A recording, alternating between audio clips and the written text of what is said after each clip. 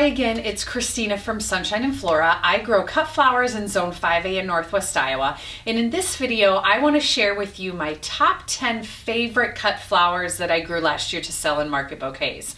Now these are in no particular order, however I'm sure that some of them will definitely stand out to you as probably favorites that you like to grow as well. So let's just jump into it. The first one on my list, and probably one of the most popular flowers, is zinnias. I have grown zinnias for years in my garden, and they grow really well as cut flowers too. Now with zinnias and with all the different varieties, you want to make sure that you pay attention to the height of the flower when you're ordering your seeds. I have grown a lot of different kinds of zinnias in my landscaping that are about a foot high. Those don't work well for cut flowers, and so when you're ordering any of your seeds, you want to make sure that the height of the plant is tall enough that you'll be able to cut from it and use it in bouquets. So for example, my two favorite kinds of zinnias that I grew last year were the Bennery series and the Queen Lime series. Now the Bennery's Giant series is made up of a lot of different colors. They grow to be about 40 to 50 inches high. They're very prolific bloomers, and they can have a bloom size of up to 4 to 5 inches, and so they make a really nice focal flower in your bouquets. My two favorites from last year were the Wine and the Gold. And the Queen Lime series is made up of about 4 or 5 different colors. And what's different about these is the shading on the flowers. It's really unique from all the other zinnia varieties. The red is my favorite because some of the blooms can take on a mauve appearance, and they are just absolutely beautiful.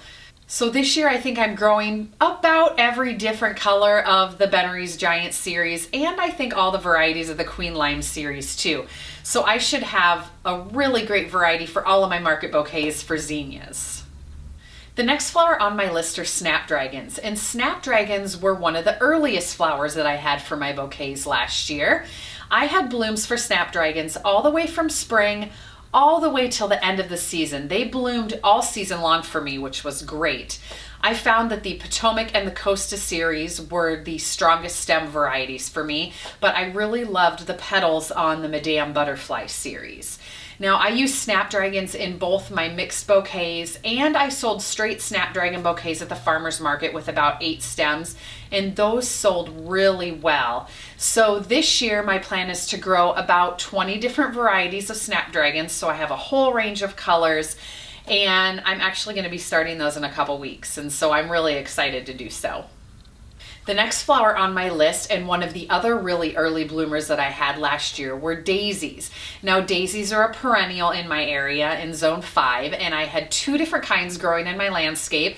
I had the regular Shasta daisy, which was a single, and then I also had a few plants of a double. I think it was a fringed Shasta daisy, but I had a few plants of those. Both had really nice stem length. Daisies are really known for a good vase life.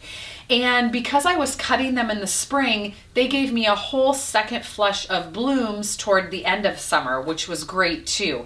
And it was really nice to have daisies as an early bloomer with my Snapdragons before the rest of the summer flowers really got started. Okay, so the next one on my list, and I'm sure this is on everyone's favorite list, are dahlias. There is just something about dahlias when you add them to your cut flower bouquets, it like ups the ante. It just really adds that special something to your bouquets.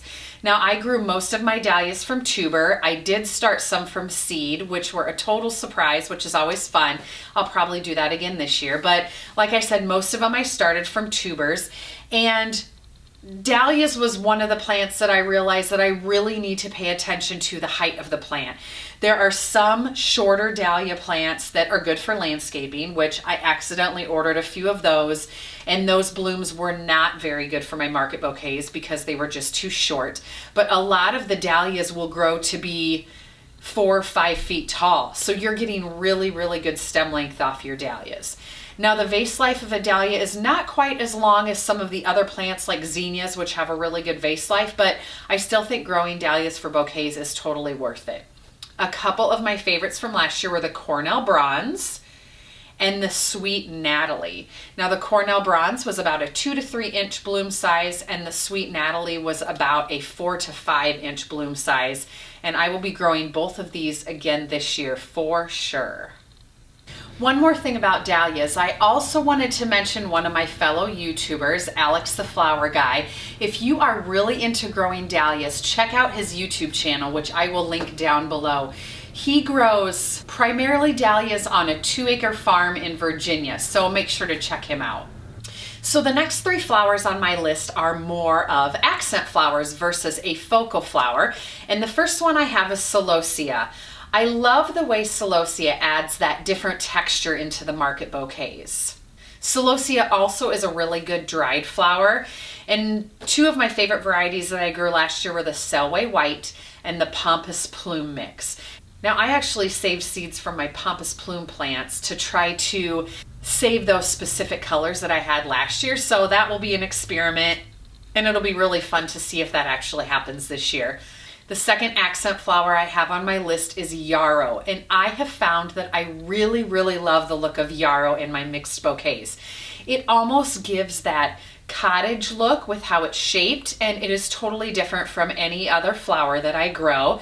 Yarrow is also a perennial in our area, which is really nice. And so this year I'm putting a lot of different varieties of yarrow out into my garden, so I'm really excited to see how those turn out. So the third accent flower that I have on my list is Status, and I loved the Status that I grew last year. Now last year I only grew the Status Seeker White. This year I am growing a couple mixes that I think I got from Johnny's, and so I'm really excited to add some color into the mix for those. But Status was a really nice accent flower that added yet another texture to my bouquets.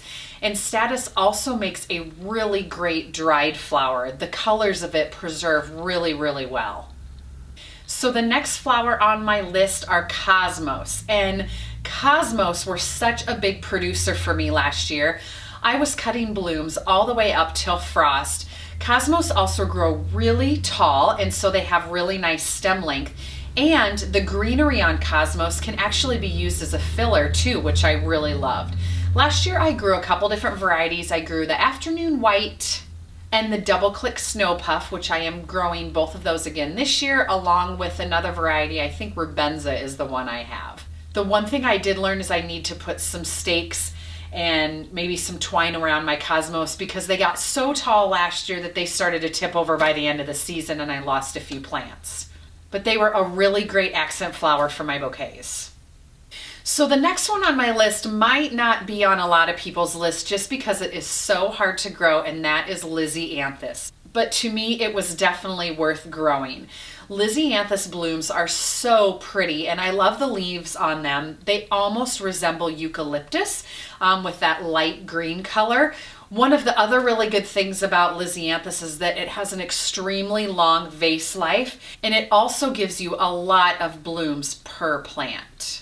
Now, Lizzie Anthous is more of a high dollar flower, so you can get more money per stem when you're selling them in bouquets. So that does help increase the value of your bouquets when you use them in there as well.